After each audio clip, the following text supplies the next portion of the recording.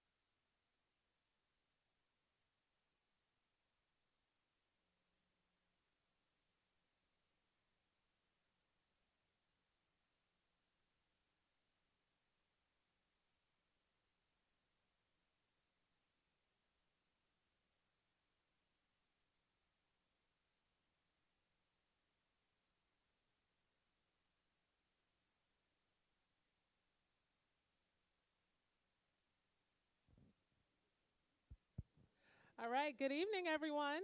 Thank you so much for coming.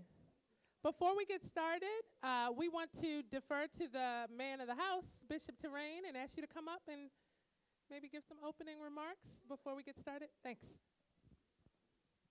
Good evening, everybody. So glad that you're here at the Good Shepherd Church today. As we try to have community conversations, this is very, very important to us. We believe in this church that it's not just about heaven, but it's all about helping people while you're on the earth.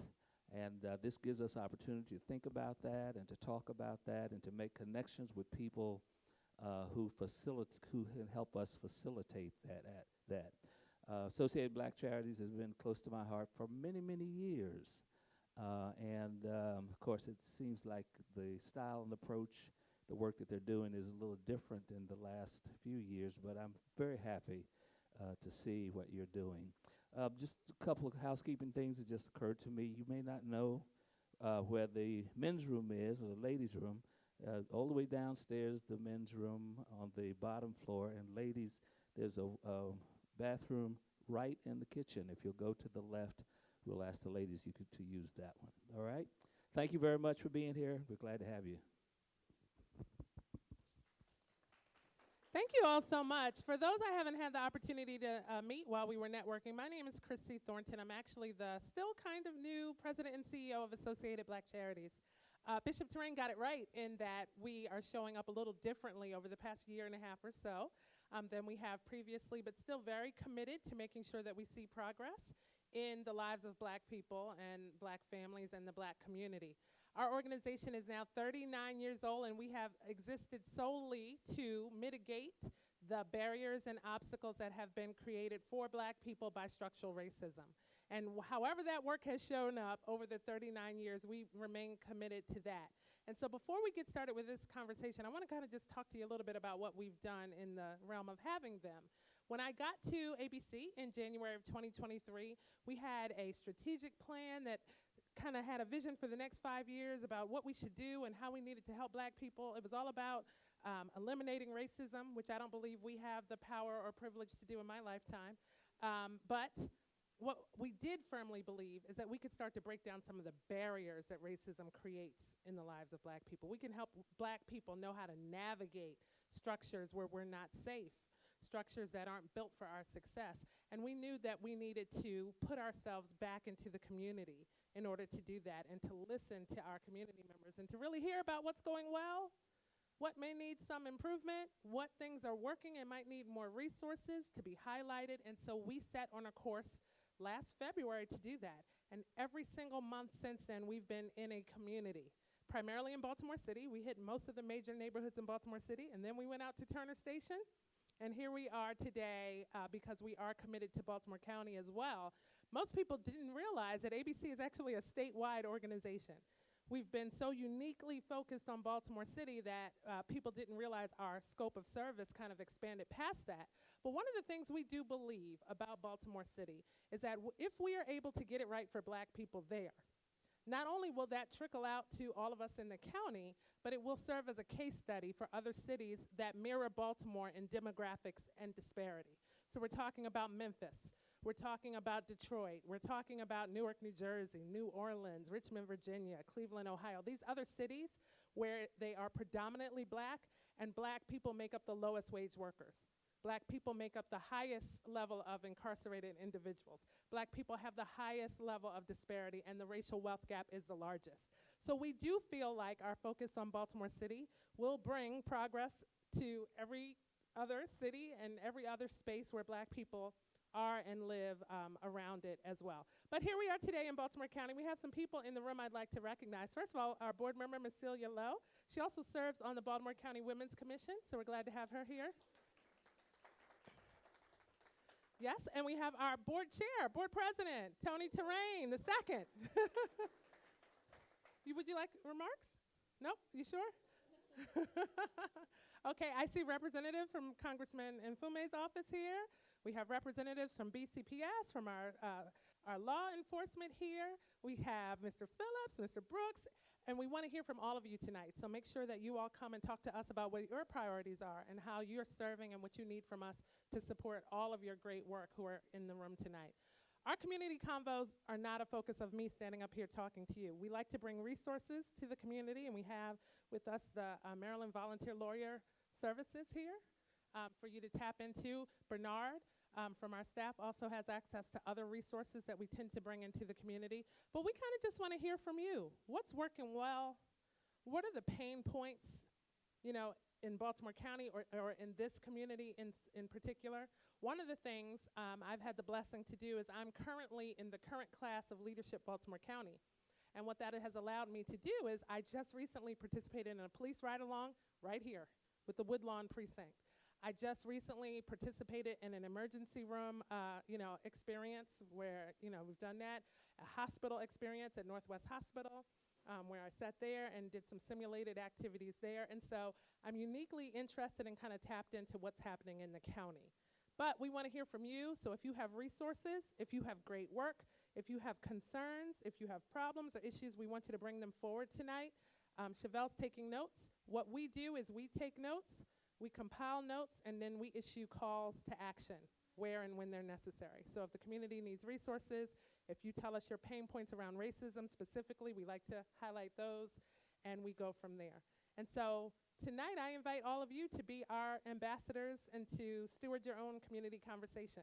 And I'm going to look for a volunteer to come and talk about some things. We have Scott Phillips, who is actually co-hosting the evening with us. So we'll bring him up first to talk about his work.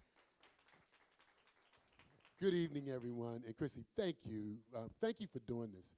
To Associated Black Charities, to its leadership, to its president and CEO, chair, president and CEO. Thank you all for coming out. I was really excited about this idea of a community conversation. And so hopefully, Chrissy, you and I are going to be doing this, I guess, and I just want to kind of kick it off by just sharing a few things that are happening in the community and some of the things that myself and the senator and other community leaders here, and all of you are community leaders in the room. But we hear these things, right? We hear concerns about food deserts. We hear concerns about crime with our youth. We hear concerns about the view along Liberty Road. We hear concerns about our schools. We hear concerns about what are we doing with our youth to give them other options, and so we guide them in the right direction. So we hear all of these concerns, and I will tell you one of the things that we know is that there really is no magic bullet. And the most important thing that I think we can do is have these conversations and have communities and our community folks get engaged. These are not necessarily solutions, some of the challenges that we have that will be fixed by elected officials. They're not necessarily challenges that will be fixed by just applying more money to something, right? Some of this is about community ethos. What do we value? What do we believe? And then how do we do that work? I will share with you that we've had some really good news coming along the corridor. One of the things that is, gradually going to take place, and you'll see, development is hard. Development is really, really hard. But there is a grocery store coming to Milford Mill and Liberty Road. The grocery outlet will be coming. It is similar to a grocery outlet, which is now in Reisterstown, which, fresh meat, good food, may not always be exactly what we're used to because this group is out of California and they bring a lot of brands here, but they're also using a lot of local brands. So that was a real challenge, right? We're trying to figure out how do we refill some of these vacant properties. Just across the street, we will be getting a new recreation center and library. And so there was, many of you may recall a few years ago, there was a great conversation around a STEAM center that was going to go at Randallstown, near the Randallstown Community Center. That money that was being allocated for that is being reprogrammed and reallocated to fill the Ollie's and the Ollie's shopping center shoppers. So there's some good news, right? Those are the things that government can do. It can reinvest. And I would tell you, sometimes people say, well, why is government buying property? Because sometimes government has to be the catalyst for redevelopment. And I'm excited about using tools like acquisition of property to help renovate, reestablish, rehabilitate, however you want to call it, communities. There's another really neat thing that I think is going on, and it's in its infancy, and I would encourage somebody in this room may be involved. It's called the Greater Randallstown Community Development Organization. It is now a nonprofit, a community development corporation, which is focused on developments up and down the Liberty Road corridor from the county line out to Offutt Road. So if you're not familiar with that, I would encourage you to get engaged, reach out, figure out who the board members are. And, you know, once again, it's the activism that comes. You never know, right, what's going to happen. Mr. Tony Baseman was here in a different role and capacity this evening than he was last night, because last night he was the president of his homeowners association. And he invited us out, and we had a wonderful conversation. They are concerned about an issue. You may want to bring up a second hat today on that one, but that's all about the community conversations.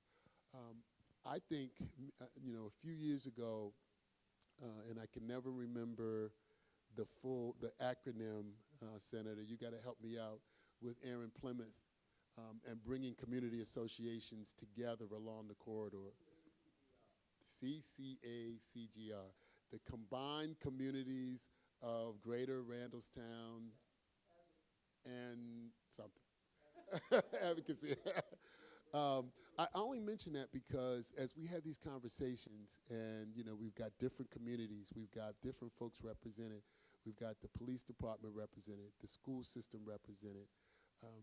It's about us communicating with each other, right? And having some way of coordinating those conversations, and that's why this is so important, Chrissy, because I think this helps people to get to know each other in general community conversations. And with that, I think I'm going to stop. At some point, maybe myself and the senator will talk about some of the things that are happening in Annapolis, but this is a community conversation about what's happening on the ground here. So I thank you for allowing us to participate. Yes, sir. Mr.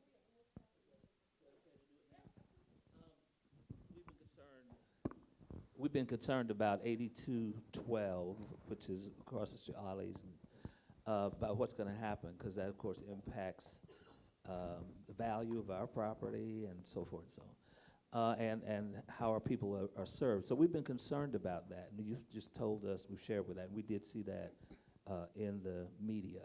But the question is there a timetable? When is it going to be purchased? When do they anticipate renovations to begin? You know, how can you talk about that? I don't know the exact timetable on that, Bishop, but what I do know is going to be soon. It is moving very, very quickly. The money, as I mentioned, is already there. And so there's about $30 million set aside to do that project, Catacorner to you. There's certain parcels that will remain with the current owner. That would include the Sonic and the barbecue. They're allowing them to maintain that footprint, but everything else will go to the county for recreation and parks and a library.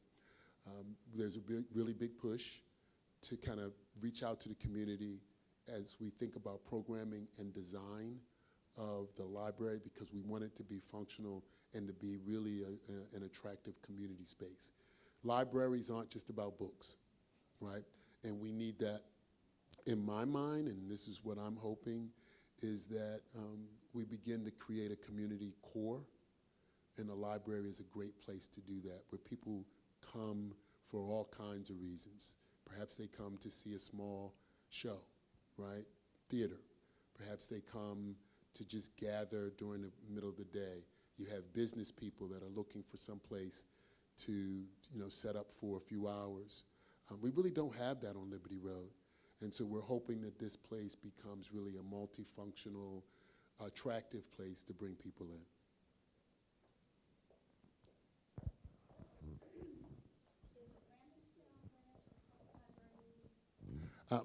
There's been no decision exactly on what is going to happen with the Randallstown branch, but that will be the branch.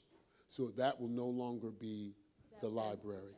The branch will be here, but that is a Baltimore County-owned property, and so we know that there will be some reprogramming with that property. The old Giant at Milford Mill and Liberty Road. That one's moving a little slower than I think anybody would like. And there, you know, let me be really clear. There are a lot of things that are going to happen at that corner. One is that they're going to reconfigure that corner, and it will include a Royal Farm. So there will be a Royal Farm associated kind of side by side with the grocery store. Some of the tenants that are there along the laundromat, nail salon, et cetera, that will be reconfigured as well. Yes. So there's something I just discovered that's happening in the city around community crowdfunding, specifically for historic properties. And I've been learning all about this. Is an effort to have residents have percentages of ownership in development projects so that they either get the business tax credit or the historic.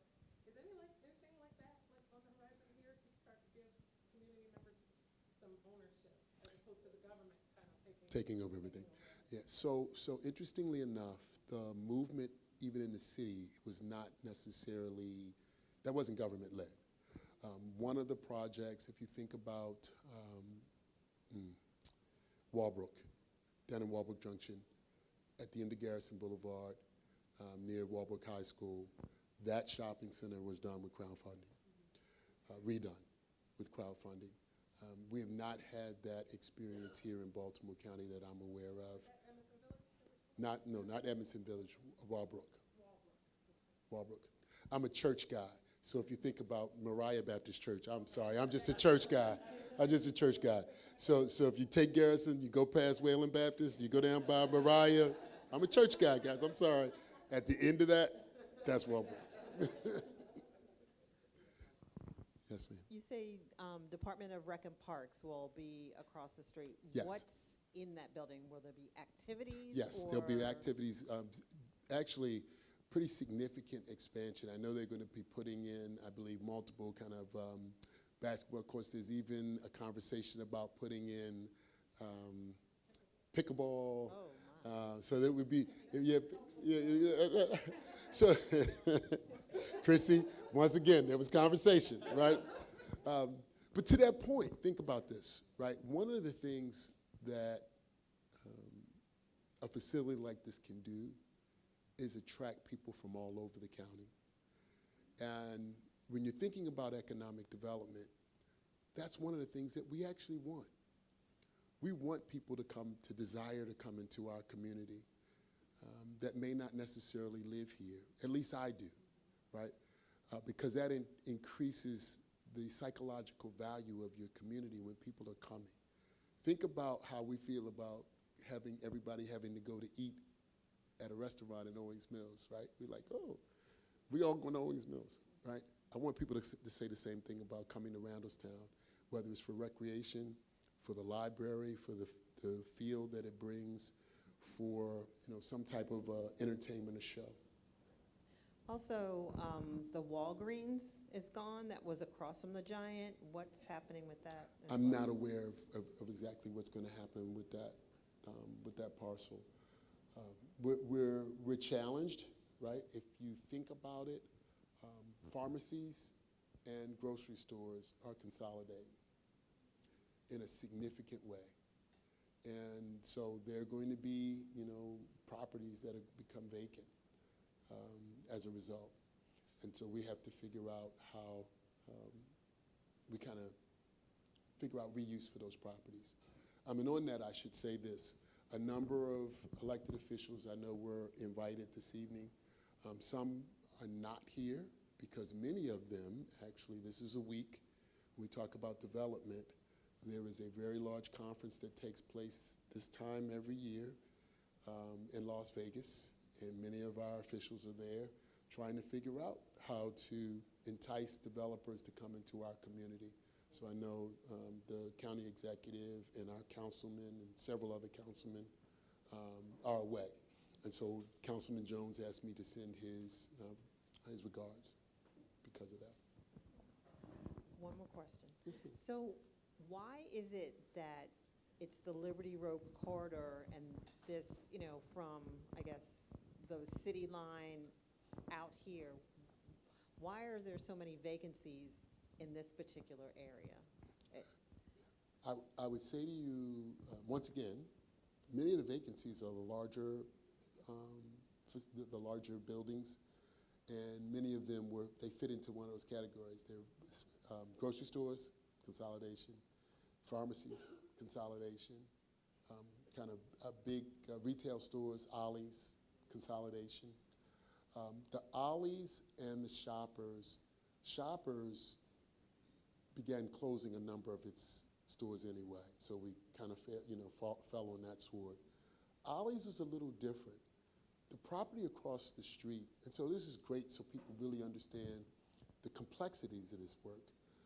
The property across the street was in litigation between two property owners, and that litigation went on for a number of years. And so Ollie's, which actually was, from what I understand, doing fairly well at that location, needed to decide whether it was going to renew their lease or not. And because of the litigation, it chose not to, because it was uncertain as to which one of the owners would get control of the property.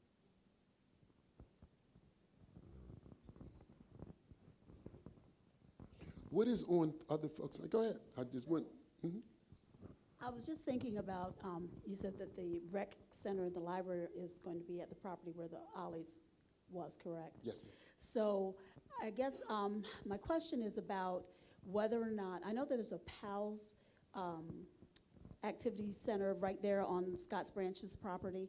So I was wondering if the local precincts, I know the Woodlawn precinct, the Pikesville precinct service this area, if they've been involved in conversations about how they can maybe incorporate some support in that rec center. Are they a part of are they at the table, I guess is my conversation. Great question. That's why Captain Hartman is here. This is a community conversation, Captain Hartman. So typically, we aren't always involved in all of the rec and parks decisions. We have had a historical presence at the PAL centers. They are doing some rebranding, and we aren't at them as much as we used to be. That was one of the things that Chief Johnson kind of changed with the agency, and Chief McCullough is trying to work his way back. We're having some staffing challenges with that, obviously. That is not really a secret. But we do have involvement with our rec and park centers. We partner with them on a lot of different activities. Same with the library. I know I communicate regularly with both the Randallstown Library Manager and the Woodlawn Library Manager on a regular basis. And I did check, one thing I was getting, all the questions about that location kind of sparked me to look. Do expect some information about community input sessions for the library and rec center up there. So that was one of the things when they did the initial posting, they are going to solicit community input. So that'll be your opportunity to, when they have these sessions, go up there and speak. You know, what do you want to see out of that library? What do you want to see within that rec center? If everybody loves pickleball. Like I said, if you want pickleball, go there and tell them, I want 10 pickleball courts in there. I don't want anything else. Make it all pickleball and we're good. But you know, that's what kind of the input that we'll be involved with it as well. You know, we'll have conversations with the directors up there. We always are involved with most of the decisions they make. I know Chief McCullough is involved with all the directors meetings up at with the county executive and his higher level staff. So those conversations do occur. Excellent, thank you. Captain Hartman, sir, can you also talk to the community about the council meetings that occur? So sometimes people don't know the monthly council meetings. The monthly council meetings? Yeah. Testing my brain. The community council. The community council. Oh, the police community, the community yes, relations. Community council. relations. Got it. Okay. So every precinct. So right now we are kind of on the border between Woodlawn and Pikesville. Right now, we're standing in Woodlawn, but when you cross Liberty Road, you're standing in Pikesville. So that's kind of how the precincts line up. Depending on which neighborhood you're in, each precinct has a police community relations councils. They meet monthly. It's an opportunity for you, anyone in the community, whether you live in that neighborhood or not. We aren't that picky about it, really. To come in and interface and meet and talk with your other community leaders, other community representatives, police representatives, to find out what's going on in your neighborhood. We also do different kinds of presentations during most of the meetings. Last month at Woodlawn, we did a Stop the Bleed presentation. We had folks come in from local hospitals, do their Stop the Bleed presentation, where they teach you about tourniquets and wound packing and things like that. The month before, we had our training academy come 2 hours at Woodlawn and do they call it the virtual simulator. Think virtual reality almost, with a big screen in front of you where you get to play police officer and make a decision to handle the call for service. So that was actually a very good one for people to see and kind of experience, just for a few minutes, the decision-making process for the police. But it's a great way to start getting involvement with your local precinct. Every precinct has one. All the information is on the police department website. I know I can speak for Woodlawn. It is the second Wednesday of every month. Pikesville, I think it's a Thursday, but I'm not positive. But it is on, all of them are listed on the community websites for the police department. So Franklin has one if you're living up in the kind of Owings Mills, Randallstown, or Reisterstown area, or even if you're further south and you're down in like the Catonsville or Arbutus Way. Each precinct has its own community relations council. It varies. The ones at Woodlawn are at the precinct. 6424 Windsor Mill Road, I think, or 6242. I have to ask the people at work what the address is. I get it backwards all the time. Windsor Mill and Woodlawn. Woodlawn Drive. Thank you. That's Windsor easy. Mill and Woodlawn Drive. Yes, but the location of the meeting is posted on the website. So Pikesvilles are off-site at another location, but it's posted there with the date, and it's usually like the same, like second Wednesday of the month. It's like fourth Thursday of the month, something like that, and it always says the location and the day of the week. Thank you. Thank you. I go backwards. One of the things that Captain Hartman mentioned, and now I know Chrissy has a real appreciation for, and I want to really thank Captain Hartman and the men of the Baltimore County Police Department. And the women. Oh, don't get me in trouble. Thank you. The men and the women of the Baltimore County Police Department. You went on a ride-along, right? Often, there can be tension between communities and police departments.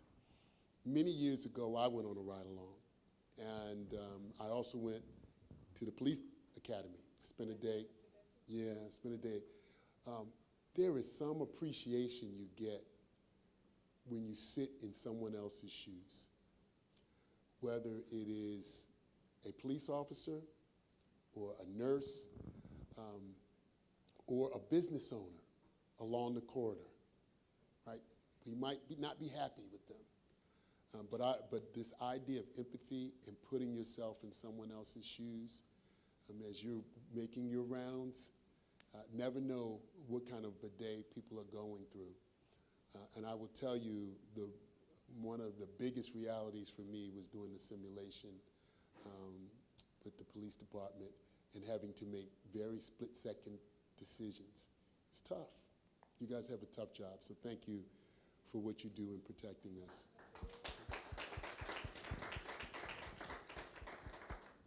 What else is on people's minds? Senator, you got to come up here with me. If you all don't know, so and I call him Mr. Energy.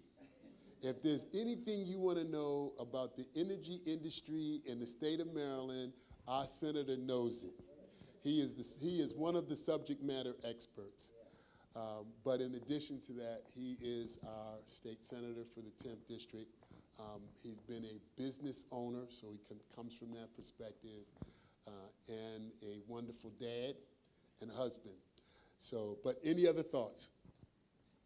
Sure, yeah, and thanks, Delegate. And as Scott said, for the record, I'm Senator Ben Brooks.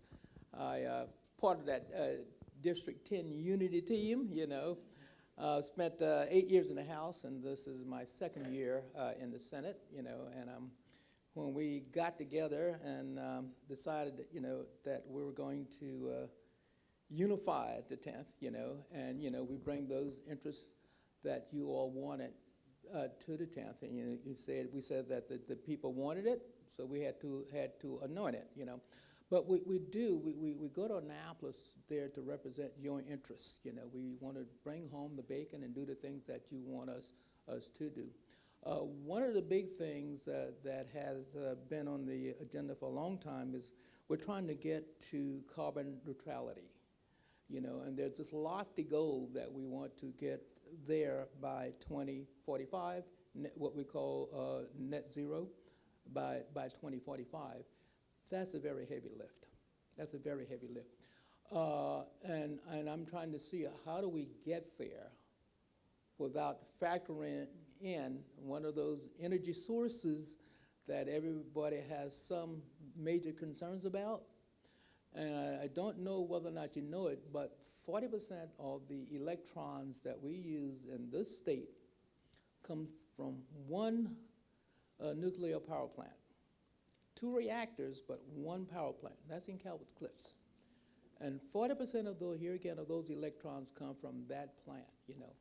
And I know we're trying to get to renewable energy sources, which is ideal. You know, matter of fact, I joined that bandwagon back in 2017. And, you know, I've got solar panels on the house. But at the same time, I'm a realist. I know that we cannot get all of the energy that we need from that simple source. It is not base load. And base load means that it is not capable of generating the energy consistently that we need. When you talk about capacity, you know, your greatest capacity, and that's the amount of time that that particular unit is generating energy, is nuclear. 94.4% of the time, which is that's a capacity factor, those particular sources are generating energy. The next one is going to be wind, and that, well, the wind is always blowing just because of the nature. Yeah, that's about 74% of the time, and then you got solar. The least on that, and then you've got, of course, fossil burning fuels, but that's what we're trying to get away from. You know, we're trying to get away from that. But I want us to be realists, and I want to say, too, that there has been some amazing technologies. I'll say your old, your current nuclear generating reactor is not our father's reactor. Now, with what they call Gen 4 reactors, they will shut down before they melt down. And that's how far this technology has advanced, you know. So what I want, or what I'm saying to the constituents and the people that I come in contact, I want you to be open-minded. Our demand for energy does what? Constantly increases. I always tell folks with rising temperatures, rising seas, and rising utility rates, we need to stabilize that, you know. How do we do that? How do we do that? Because I can guarantee you those costs, those energy costs, they're going to continually go up. You know, if you look at your utility bill, and one of the things you'll see on there is the distribution costs. Well, that's the cost for maintaining the utility lines. You know, that you know, making sure that you can get the energy when you hit that switch, that you get the energy that you want.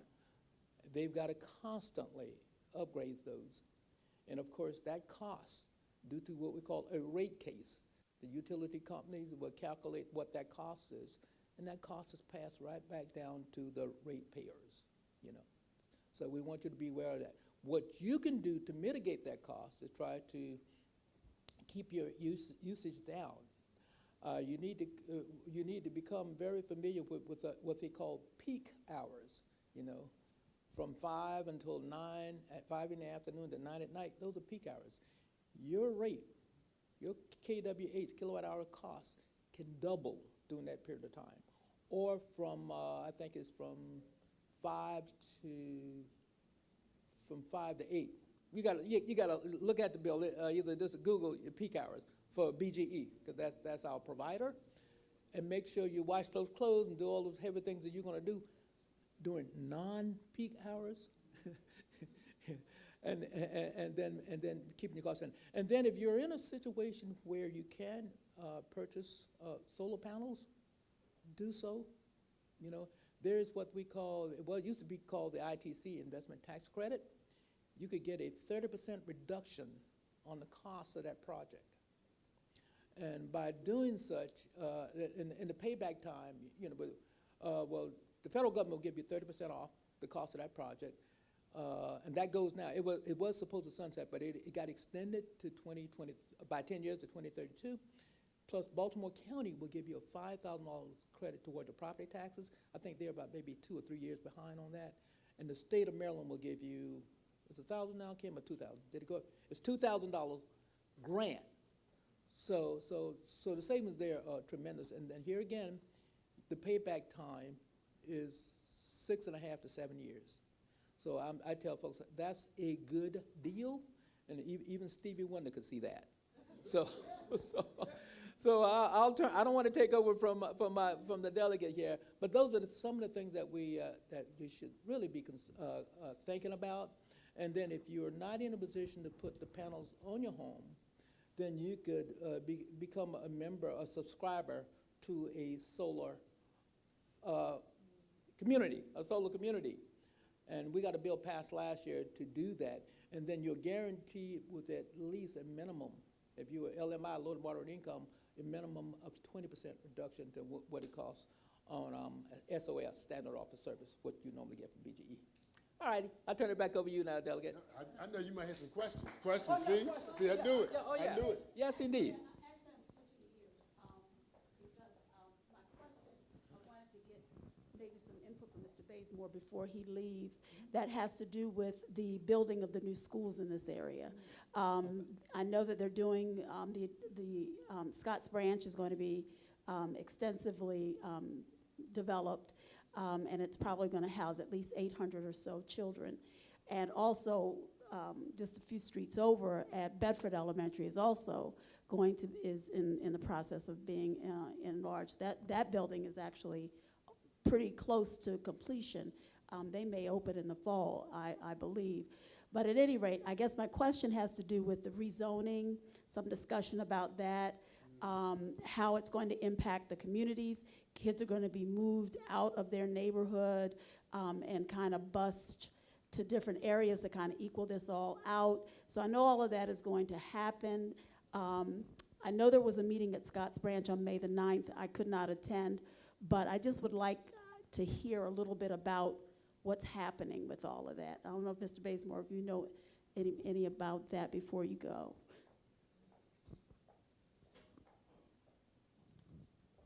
Stand up here. Good evening, everybody. Good evening, Mr. Bazemore. Good to be here. I feel like this is a reunion. Yeah. And I'm proud to say this is my senator and my delegate. And I just want to let you know that in Annapolis, there are leaders in Annapolis. When I go down there to work for the education department, these are the gentlemen and ladies on our team, Speaker Adrian Jones and Jennifer White Holland. They're the folks I go to get help. And I'm saying that because it's all about relationships. The world runs on relationship. With all the technology and everything we have now, it's a power in being able to pick up the phone and call Pastor Tony, who's doing a great job. Bishop Tony. Bishop. Bishop. And, he called me if he needed anything. Well, Chrissy, I haven't seen Chrissy in about 10 years. Officer Carlos Selvey, about 15 years. So it's been a bit of a reunion for me. I just wanted to say that, and it feels good. And it feels good. So education. We're doing a lot in building new schools and renovating new schools in Baltimore County due to overcrowding.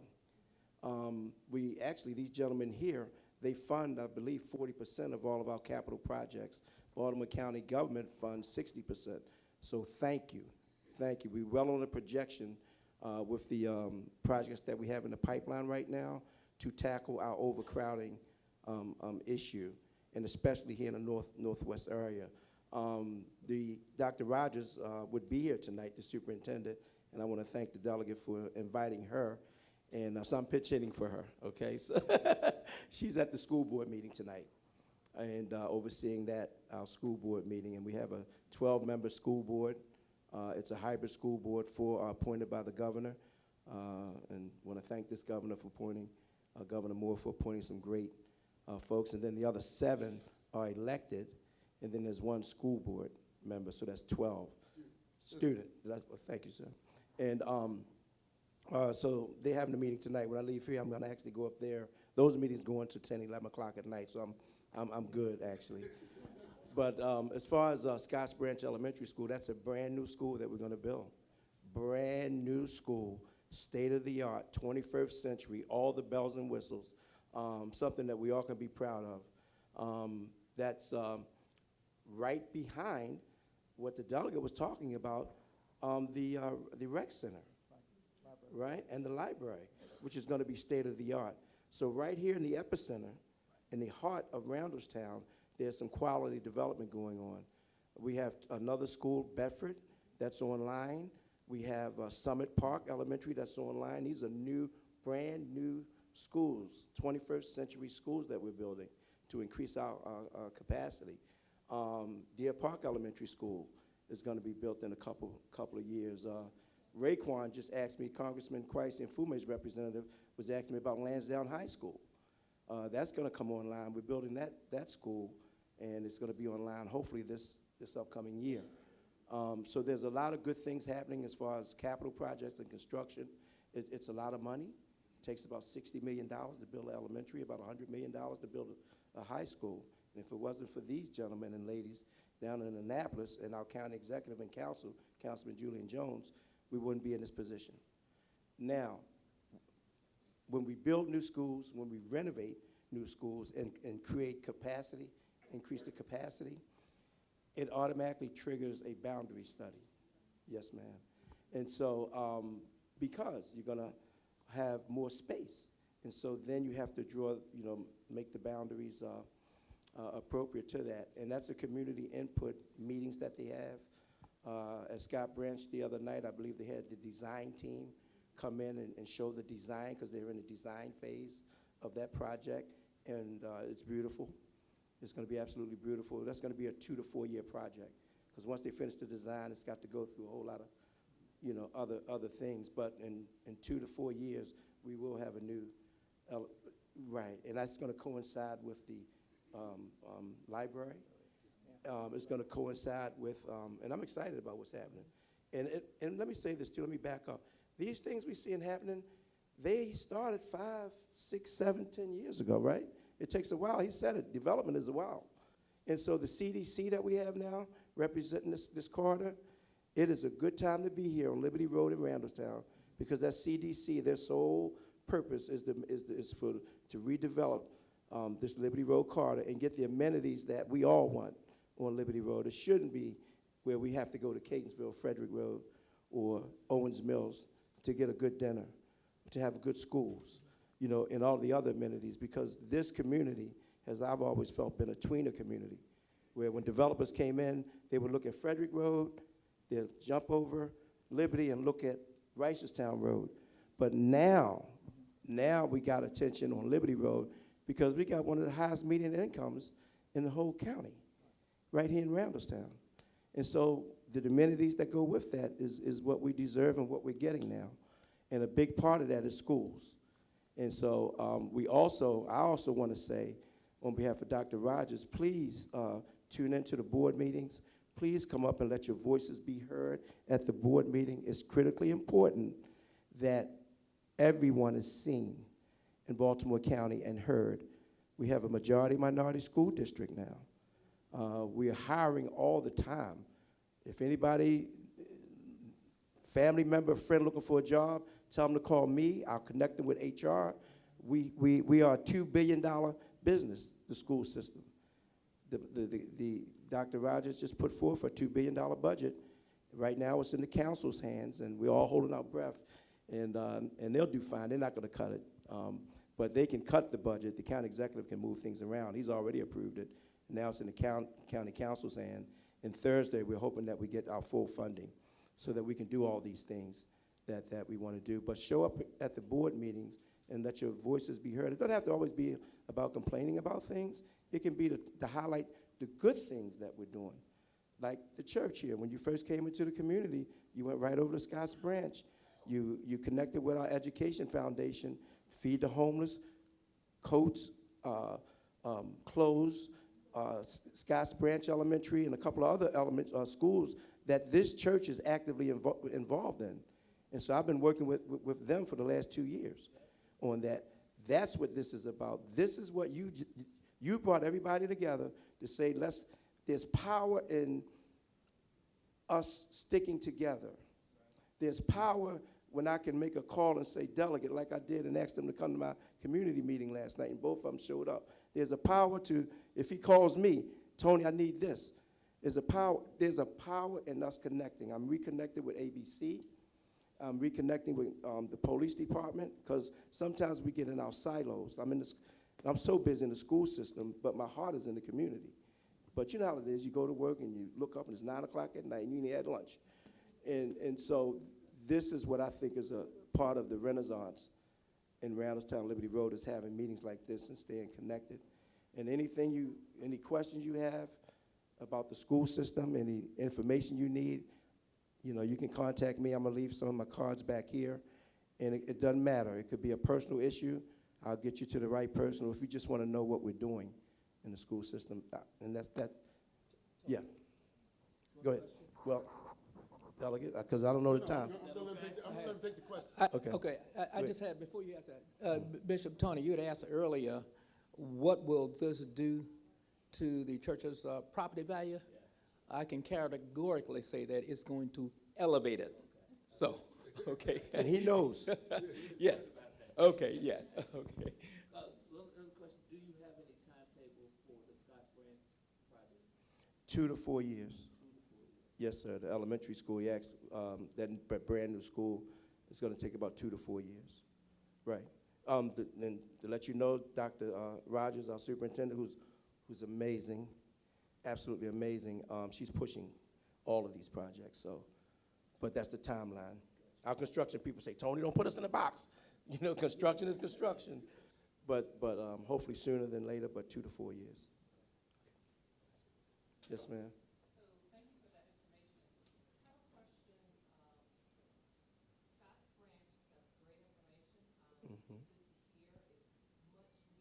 Mm-hmm. What about Northwest Academy? So Northwest is like 1 block away.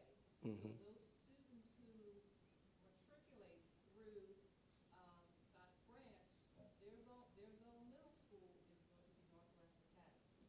So are there plans for Northwest Academy?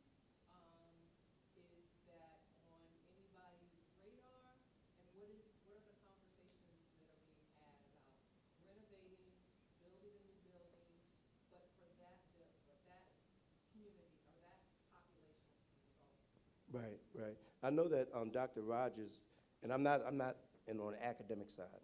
I'm more on the operations side, so I don't want to misrepresent myself. But she is on the academic side, and she's brilliant actually. That's one of the big things she's looking at. And I'll quote what she says to us every day.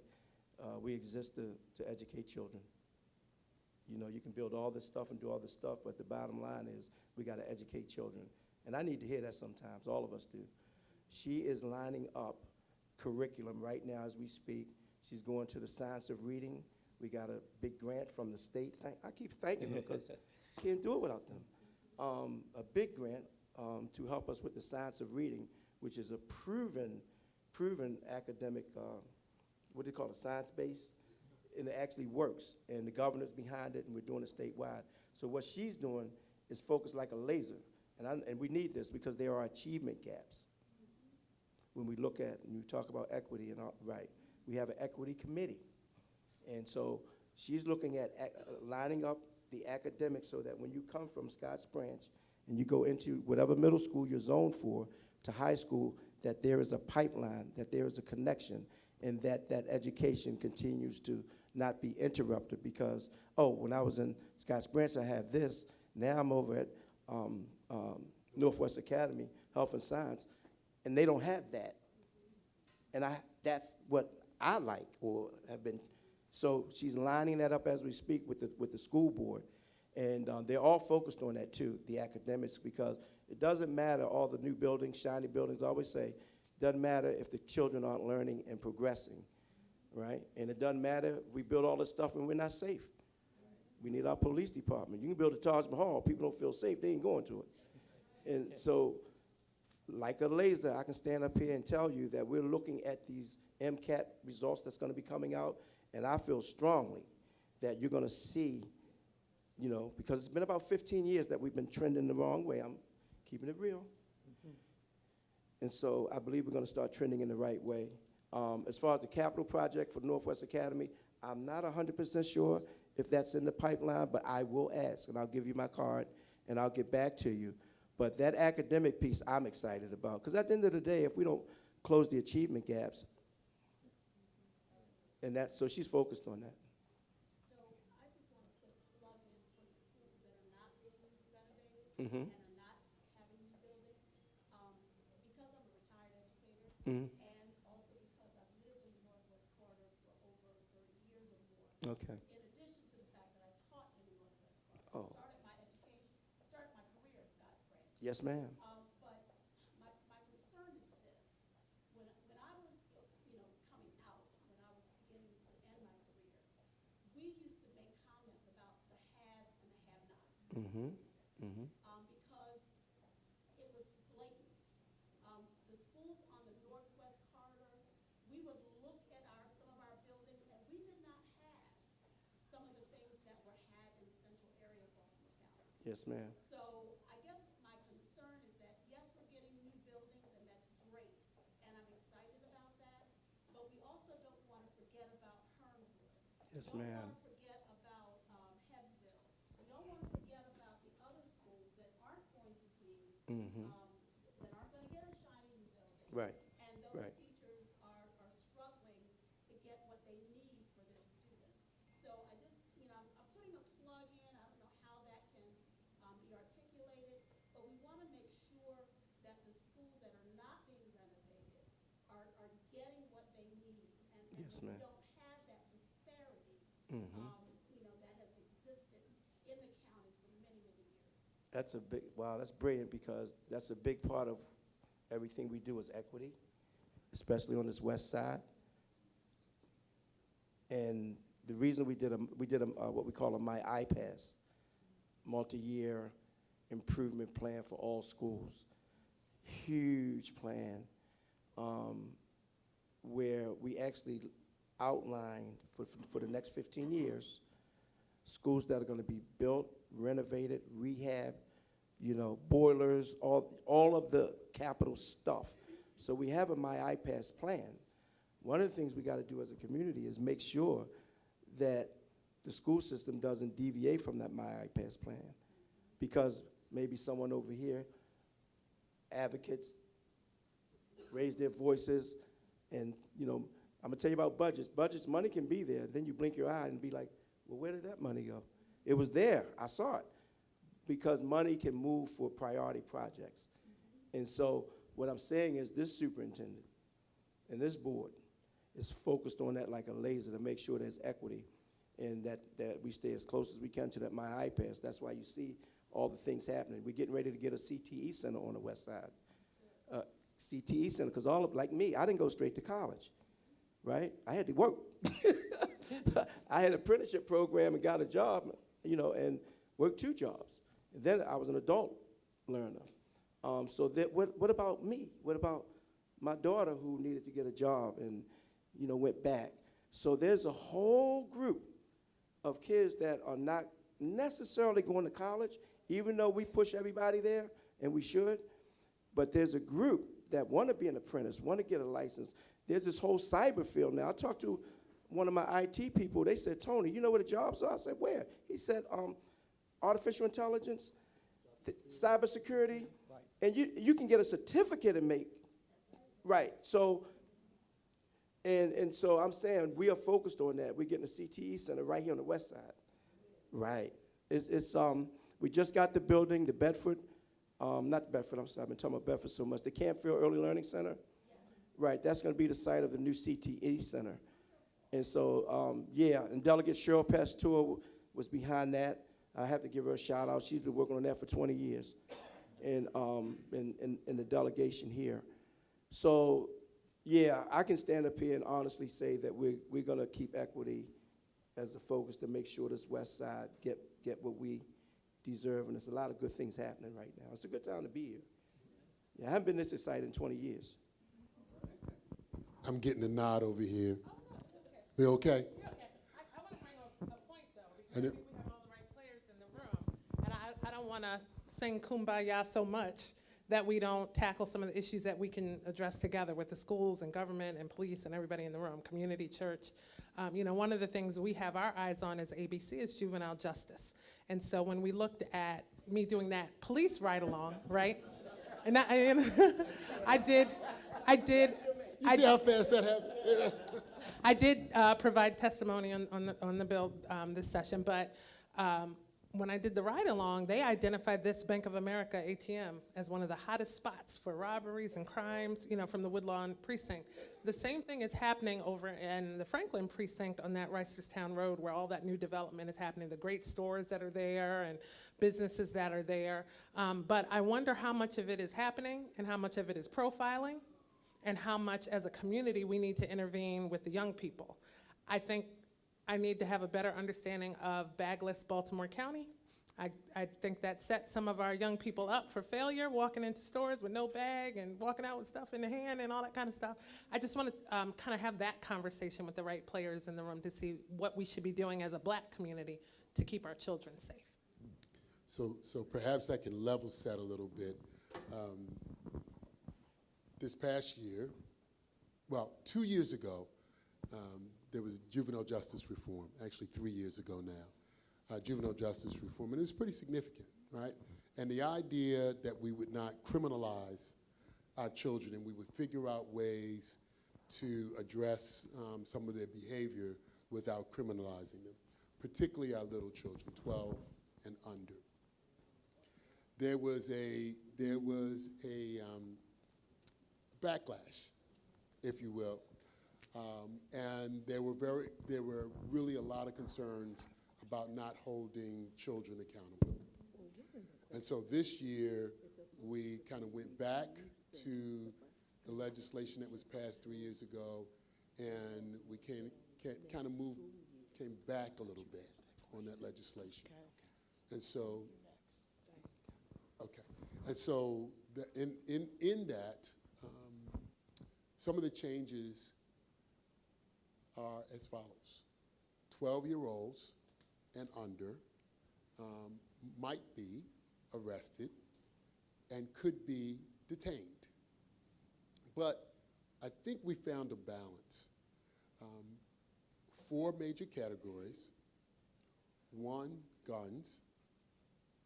2, theft of cars. 3, sexual crimes of sexual nature. And 4, arson. And for those, generally the way it will work is that those individuals can be detained by a police officer. They can be referred to the Department of Juvenile Services. However, we've put somewhat of a caveat in. It is not our intent to detain or put into juvenile services, put them away for young children. It is our intent for us to figure out some way to rehabilitate them. And so for that first incident, they will actually be kind of referred to some type of a program. That's the intent of kind of where we're going. But in addition to that, what we created was a new commission. And they gave me the mic because there are 2 members of the General Assembly assigned to this commission, and now I happen to be one of them. And so the commission is going to really look at the hard work that's required for us to rethink how we deal with juveniles. I sit on judiciary, right? And so we were primary in crafting the new legislation. And there were a number of advocates who said we were getting it all wrong. And I appreciate that. And there were a number of things that I did not necessarily agree with. But one of the things that I've learned about being in Annapolis is you do have to compromise, right? Otherwise, we won't get anything done. And so we did that. One of the things that I now know, and I will tell you, I'm a man of a certain age. I think back 20 years ago, I sat on a juvenile justice reform task force. Bernard, you appreciate that. That was because we were doing black professional men, right? And I got selected because I was doing a lot of work with young men to sit on the task force. So this is like deja vu. I'm back again. But what I know, and I'm glad that we kind of crafted it to get certain people at the table for the commission. Right now, we depend on the Department of Juvenile Services to handle our youth, right? If they are picked up for something, everybody goes to the Department of Juvenile Services, and they have a rubric, and they kind of decide what happens with a child. They make an argument that the child can go back home to their parents, or they make an argument that the child needs to go through some type of program, and they need to hold that child and detain that child. Involved in that process is going to be the state's attorney, and often involved in that process is going to be the Office of the Public Defender. So those are the folks generally that are sitting at the table today. A judge, an attorney, state's attorney that wants to prosecute, a Office of the Public Defender that doesn't want any child ever to go to a detention center, and DJS. There are a lot of other people that touch a child, right? And often those people are not in the room. And so one of the things that I think we've got to really, really think about is how do we get, and the commission really is looking at that. We have educators in the room. We have a representative for law enforcement, for public safety. We have legislators, we have educators, we have DJS, we have state's attorney, we have OPD. So we're putting these folks in the room. We're putting advocates in the room. We have folks that are advocating on behalf of young people to start thinking about how we rethink juvenile justice in Maryland. Because in my mind, it's broken, right? For those who have been victims, people are mad, they're upset, and they feel like nothing is being done with these kids. For the kids that we put in the system, it is very unfortunate, but they don't necessarily come out any better. Often they come out worse. There are other states that seem to, statistically, that seem to do it better. And so we've got to figure out what's happening in other places that's not happening here. To that point, it isn't just about children, and often perceptions are not reality. In that category that I just gave you, according to DJS, and they have all kinds of statistics. They got crazy statistics. They give us a book. They give legislators a book this thick every year about all the stats on juveniles.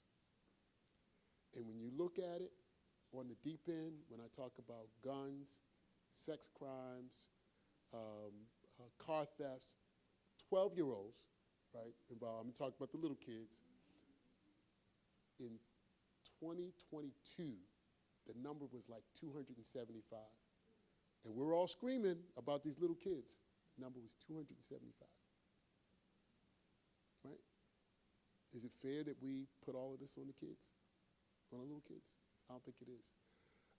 The other piece to this is we have systems that aren't working. So if you think about a small child that commits a crime, there's a lot going on. Maybe it's parents not involved, maybe mental health. There's all kinds of things involved. There's a system that's called Children in Need of Supervision.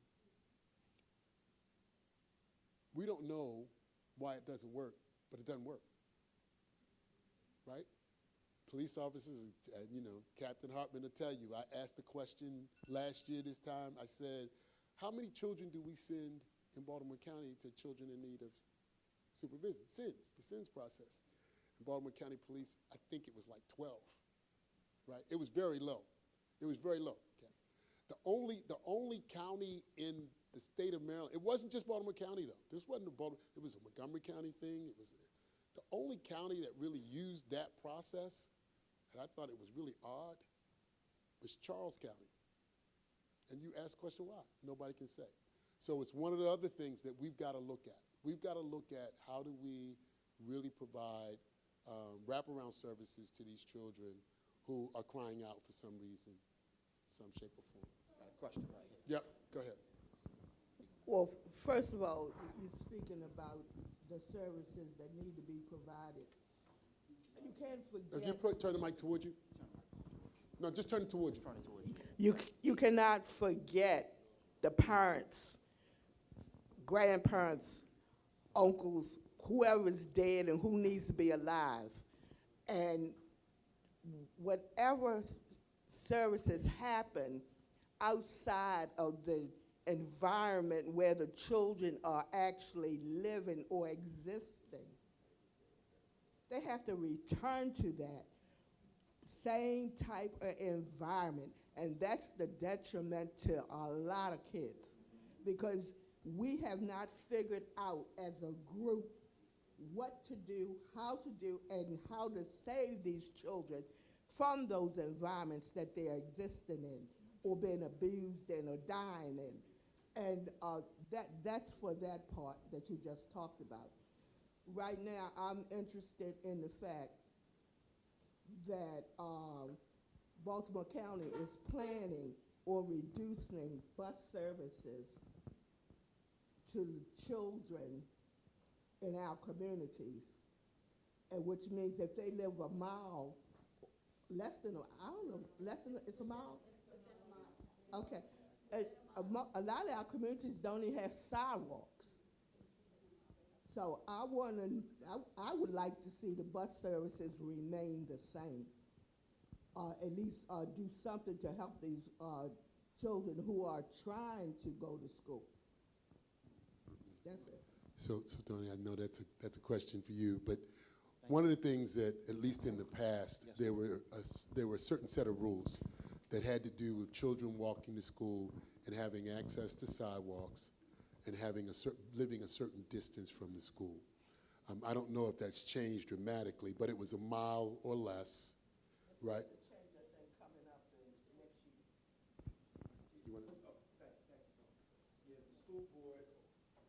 About a year or two ago, the school board voted to expand the radius. And all school districts in the state have a radius as far as transportation. And I think they extended, like the elementary school has a radius, the middle school has a radius, and then the high school. And the high school is obviously, the radius is a little, right. And they expanded those by, I forget exactly how much, but to come in line with all of the other jurisdictions in the state.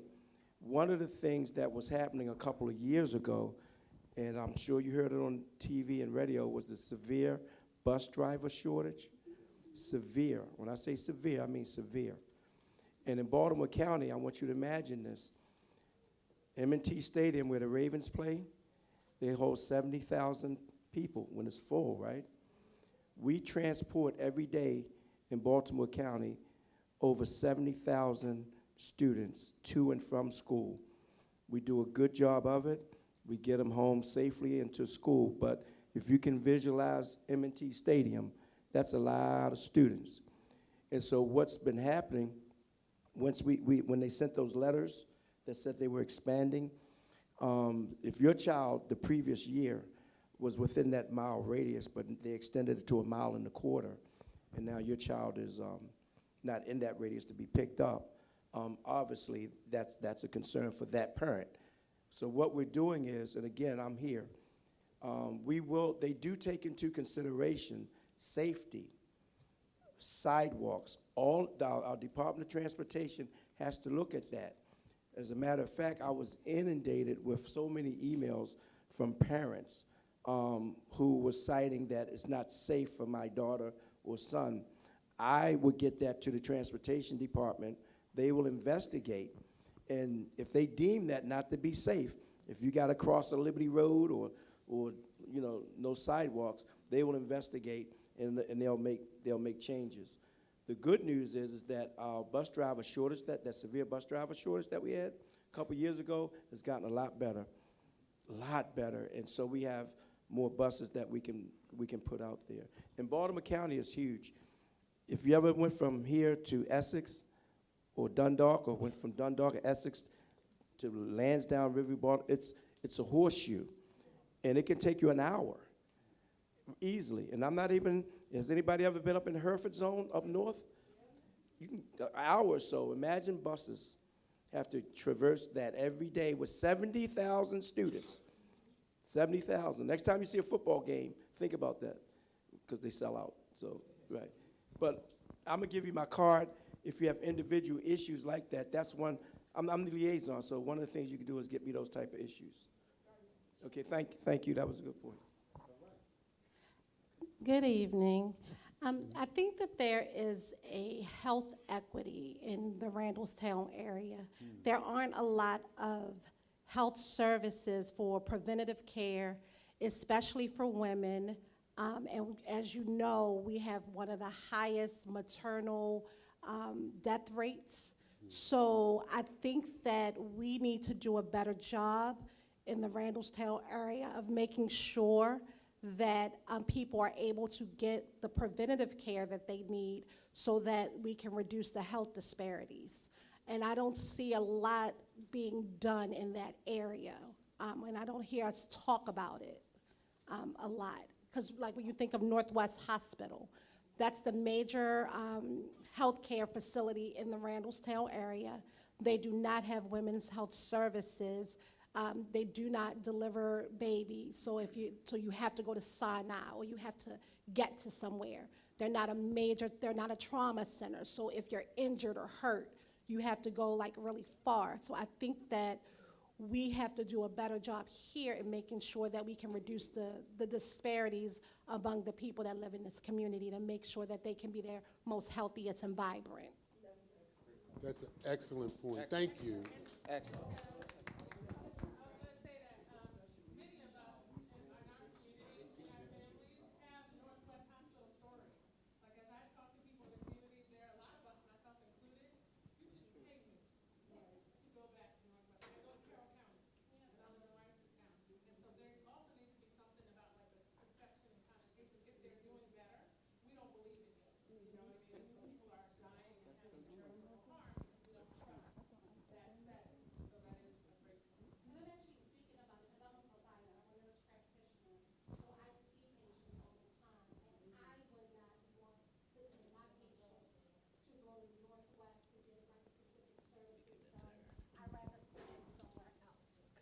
And it shouldn't be that way, especially when it comes to women, because as you know, like breast cancer, they have a breast center, but if they need anything major done, they have to go to Sinai, you know, so we need to really do a lot more with that. And then the second point I kind of wanted to make is, you know, and just jumping back to the school system, Milford Mill used to have a nursing program that was there, and that was removed from that school. And so we still need like a pipeline of nurses that, you know, that can come out of school as LPNs. Why do they have to settle to be a nursing assistant or a tech or a phlebotomist when they can come out and be certified as a licensed practical nurse and practice? So I think that there should be an ability for them to be able to have equal access and equity to programs that can give them a sustainable future, and also help the community, you know, because we can utilize them within our own community right here. Thank you for both of those. It's extremely important. And as you were sitting here, you were talking about that, I was thinking, we really don't have a real specialty unit at Northwest, right? It's kind of a general hospital to do general things. I am familiar with, aware of the leadership over there. I think they see themselves as a community hospital, almost similar to what Bon Secours, or for those of us who are a little older, Provident Hospital was back in the day, right? As the community hospital, not to necessarily deal with crisis-related things. But that is a good conversation to have with them, that maybe we should, press that issue.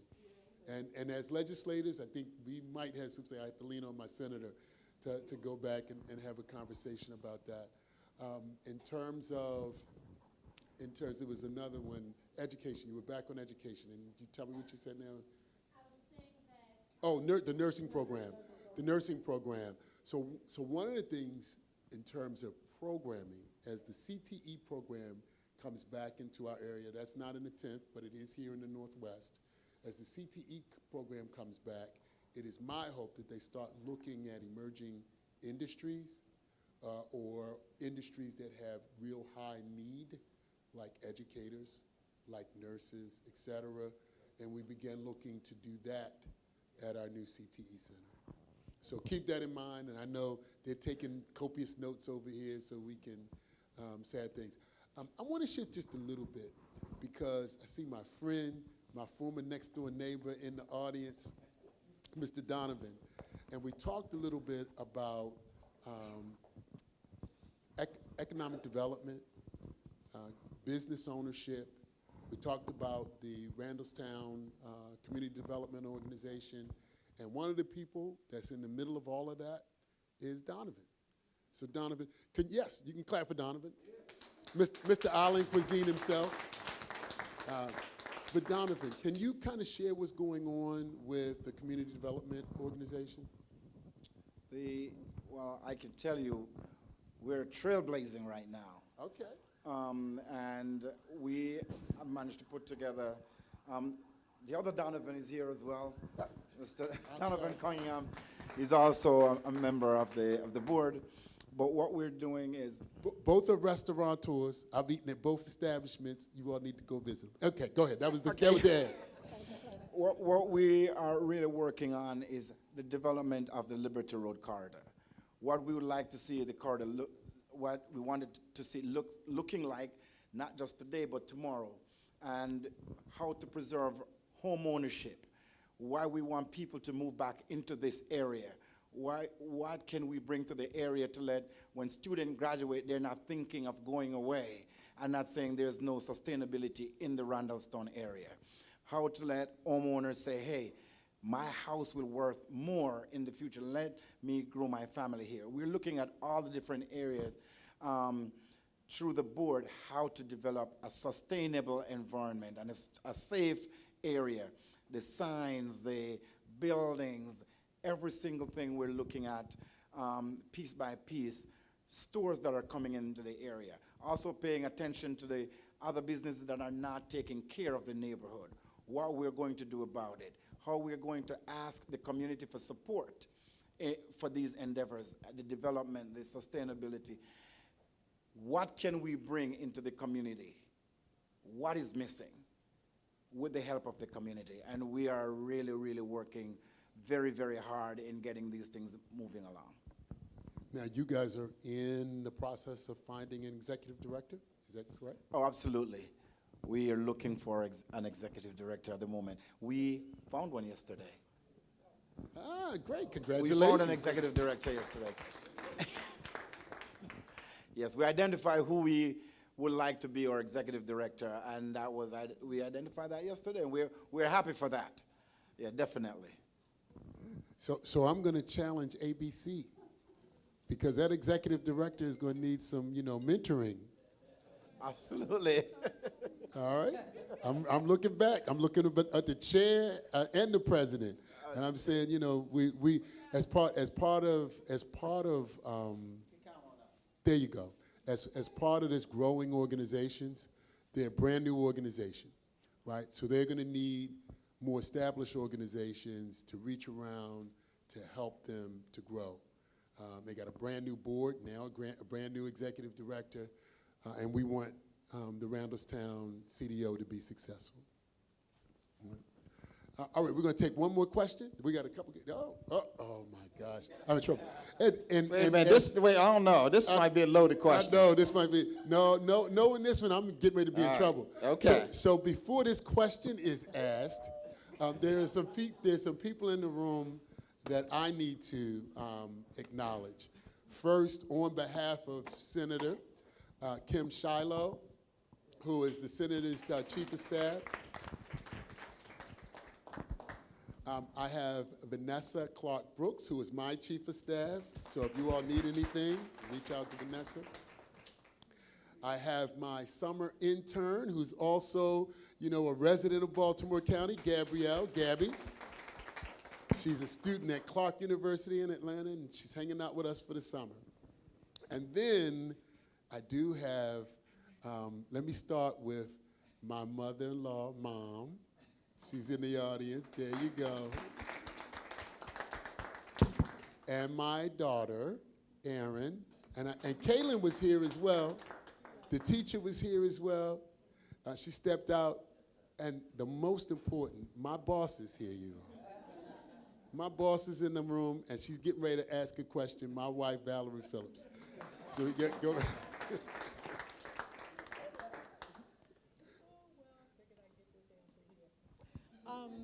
The question that I have is, who is responsible for holding the business owners accountable for their establishments?